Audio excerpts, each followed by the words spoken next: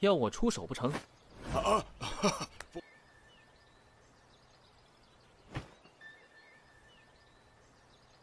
这里的灵气确实非常浓郁。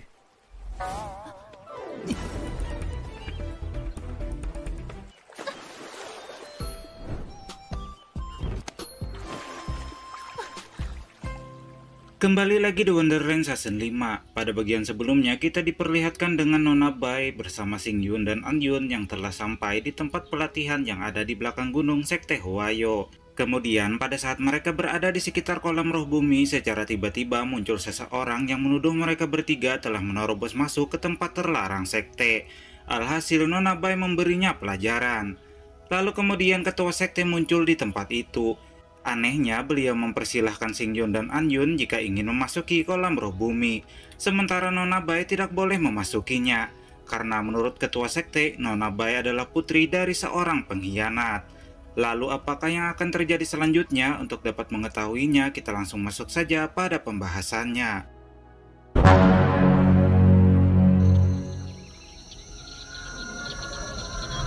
Setelah mengalahkan beberapa master yang hendak menangkapnya, Xingyun berkata bahwa saat itu jika bukan karena Nona Bai tidak ingin melihat anggota sektenya dihabisi, maka mungkin saja sekte Huayo sudah rata dengan tanah, bahkan ketua sekte sudah OTW ke alam barja. Karena sebelumnya Bang Xingyun bertanya kepada si Nona apakah dia ingin menjadi ketua sekte. Namun Nona Bai tidak menginginkannya. Bang Xingyun lantas meminta agar ketua sekte mengucapkan terima kasih kepada Nona Bai karena berkatnya lah nyawa mereka dapat tertolong. Nampak orang tua ini mengucapkan terima kasih kepada Nona Bai. Dia juga meminta maaf karena sebelumnya telah salah paham. Nona Bai lantas berkata agar pak tua ini tidak perlu melakukannya karena dia sendiri akan segera pergi meninggalkan sekte. Oleh karena itulah semua yang telah terjadi di dalam sekte tidak ada hubungannya lagi dengannya. Orang tua ini lantas bertanya jika keluar dari sekte maka si Nona akan pergi kemana. Sembari tertawa licik, pak tua sialan ini berpura-pura berharap agar Nona Bai tetap tinggal di sekte Huayo. Akan tetapi meskipun tidak tahu akan pergi kemana, Nona Bai tetap tidak merubah keputusannya untuk keluar dari sekte karena apapun yang akan terjadi dirinya sendirilah yang akan melaluinya. Nampak Nona Bai begitu sedih karena bagaimanapun sekte Huayo adalah sekte yang didirikan oleh ayahnya dan memiliki kenangan indah di sana. Sebagai sesama perempuan, Anyun begitu memahami perasaan Nona Bai saat ini.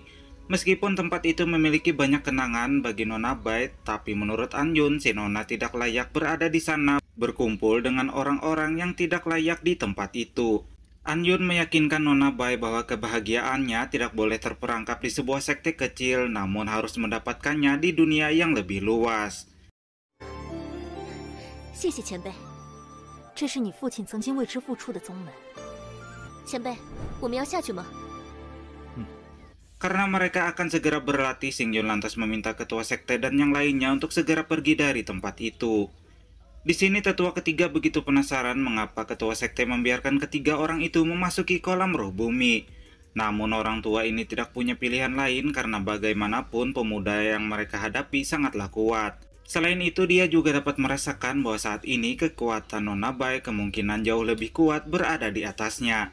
Beliau menebak bahwa sepertinya ada sesuatu yang aneh dengan ketiga orang tersebut. Dan sepertinya ketiga orang itu adalah orang yang telah mereka cari selama ini. Ketua sekte lantas mengajak tetua ketiga untuk segera ikut bersamanya untuk melapor kepada Tuan Master agar mengirimkan beberapa orang ke tempat tersebut.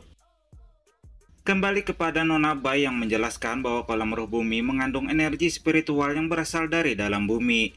Jika berendam selama beberapa jam di dalamnya, maka akan dapat menghilangkan kotoran energi selama pelatihan. Xingyun sendiri dapat merasakan kekuatan spiritual yang begitu melimpah di sana, sehingga membuatnya tidak sabar untuk segera menceburkan diri ke dalam kolam. Nampak Anyun begitu terkejut karena tanpa rasa malu, Xingyun melepaskan pakaiannya di hadapan dua gadis belia seperti mereka. Seperti bocil pada umumnya, nampak Xingyun langsung kukuceprakan bermain air.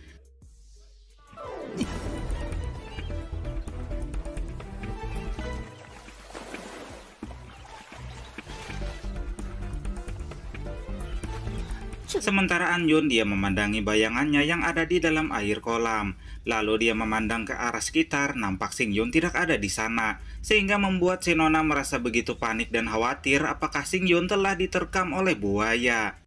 叶星云，叶星云，叶星云，叶星云。 Karena khawatir telah terjadi sesuatu yang buruk terhadap ayangnya, Anyun lantas segera masuk ke dalam kolam untuk mencarinya. Lalu tiba-tiba... 叶星云，叶星云，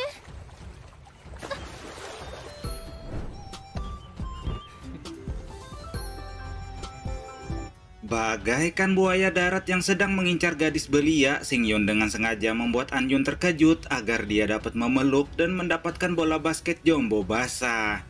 Nampak Anyun menjadi merasa malu-malu tikus karena Xingyun telah mengintip kedua bola basket miliknya. Si Nona juga merasa kesal karena sejak dulu Xingyun selalu saja membuatnya merasa khawatir.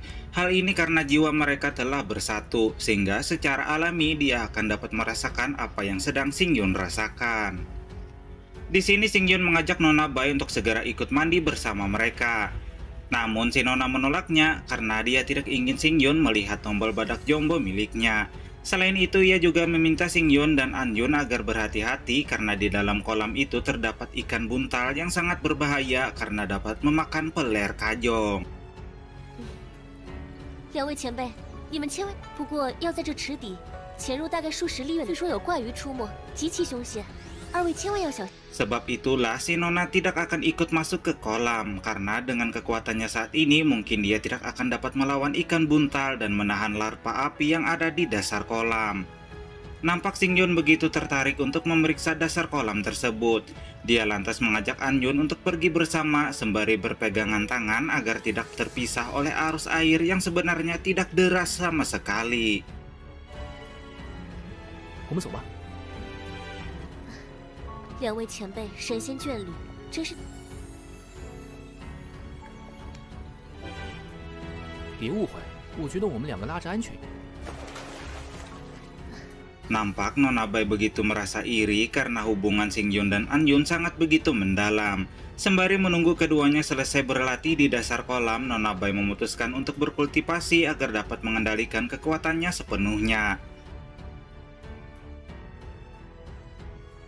Kemudian pada episode selanjutnya kita diperlihatkan dengan Xingyun dan Anyun yang dihadang oleh ikan buntal merah.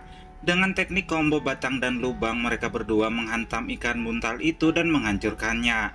Setelah mengalahkan ikan itu, Xingyun dapat merasakan bahwa di dalam tubuh ikan tersebut mengandung energi yang sangat murni yang dapat membantu Anyun pulih dengan cepat. Xingyun lantas meminta Anyun untuk segera berkultivasi, sementara dirinya akan berburu lebih banyak lagi ikan buntal yang ada di tempat itu. Lalu apakah yang akan terjadi selanjutnya? Untuk dapat mengetahuinya kita harus menunggu pada episode berikutnya. Kata-kata untuk hari ini adalah janganlah terlalu tenggelam dalam lautan kekecewaan. Karena sekarang ini sebuah hubungan tidak ditentukan oleh besar kecilnya cinta, namun seberapa sakti dukunnya. Bye-bye! 最低な妻